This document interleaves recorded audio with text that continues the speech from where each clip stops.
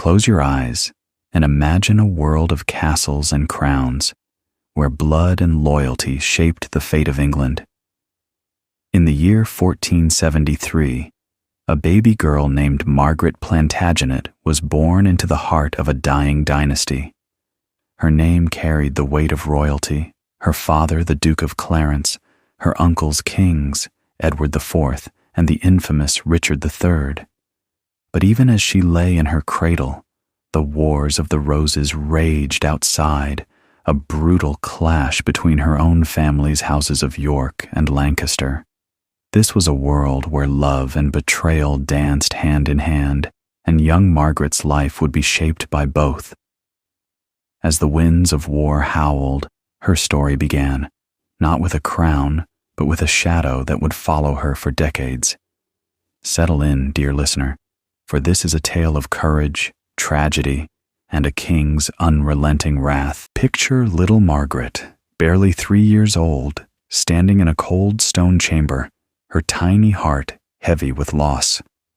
Her mother was gone, taken by illness, or perhaps poison, as her father believed. In his grief, her father, George, Duke of Clarence, lashed out, accusing servants and meeting his own grim fate just 2 years later. They say he chose to drown in a barrel of his favorite Malmsey wine, a strange and tragic end for a prince. Orphaned, Margaret and her brother Edward were left adrift in a world that saw their royal blood as both a gift and a curse. The Wars of the Roses had torn their family apart, and the wheel of fortune was spinning ever downward. As you drift towards sleep, imagine the weight of that childhood, where every step echoed with danger. Now imagine a new dawn in England, where the Tudors rise from the ashes of war. In 1485, Henry Tudor defeats Richard III at Bosworth Field, claiming the crown as Henry VII. To heal the wounds of the Roses, he marries Margaret's cousin, Elizabeth of York, binding the warring houses. But for Margaret and her brother Edward, the Plantagenet name was a dangerous burden. Edward, with his strong claim to the throne, was locked away in the Tower, a boy doomed to a life of chains. Yet Margaret, our steadfast heroine, survived. Married to Sir Richard Pole, a loyal Tudor supporter, she learned to navigate the treacherous court, her royal blood both a shield and a target. As the candles of the Tudor court burned bright, Margaret's quiet strength kept her family afloat. Rest now, and let her story carry you deeper into the night. Feel the warmth of a grand Tudor hall, where music and laughter fill the air. Henry VIII, young and golden, takes the throne, and with him, Margaret's fortunes soar. In a rare act of kindness, he restores her family's lands, naming her Countess of Salisbury, a title few women held in their own right. She was no longer just a survivor, but a woman of wealth and influence, a shining star in the Tudor court. Chosen as governess to Princess Mary, daughter of Henry and Catherine of Aragon, Margaret became more than a servant. She was a second mother to the young princess, their bond woven with love and faith. For a moment, it seemed the shadows of her past had lifted. But in the Tudor world, dear listener, no light lasts forever. Close your eyes and let the story unfold. Now picture a court unraveling, where a king's heart sways the fate of a nation. Henry VIII, desperate for a son, turns his eyes to Anne Boleyn, a woman whose charm would change England forever. To marry her, he defies the Pope, breaks with Rome, and casts aside his queen, Catherine of Aragon. Princess Mary, once the kingdom's darling, is declared illegitimate, her world shattered. Margaret, loyal to her friend Catherine and her beloved Mary, stands firm.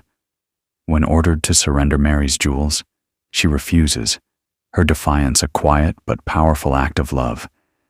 But in Henry's court, loyalty to the old ways was a dangerous path.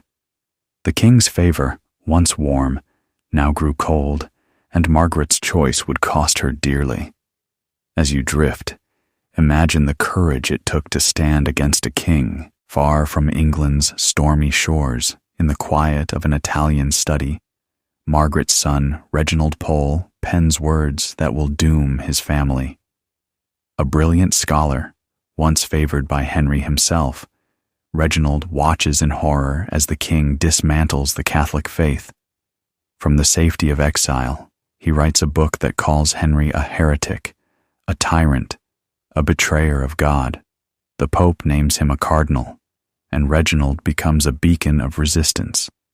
But in Tudor England, treason is a family affair, and Henry's wrath turns to those Reginald left behind, his mother, his brothers, his kin.